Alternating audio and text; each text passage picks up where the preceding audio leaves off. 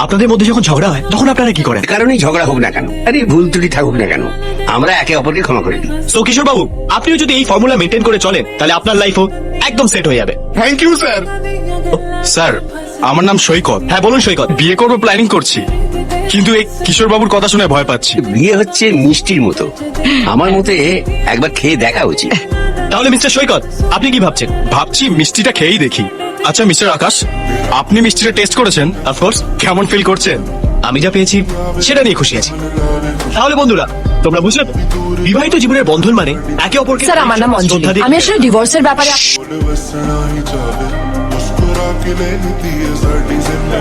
আপনি কি বিয়ের আগে কাউকে ভালোবেসেছিলেন? না, এই আমার প্রথম শেষ ভালোবাসা। সত্যি, প্রথম প্রেমকে কেউ ভুলতে পারে না। কতদিন বিয়ে করেছেন? 7 দিন আপনার হাজবেন্ড কোথায়? আসছে। আসছে। এসে গেছি। ডিভোর্সের জন্য অ্যাপ্লাই করছেন কেন? একসাথে থাকতে চাই না বলে।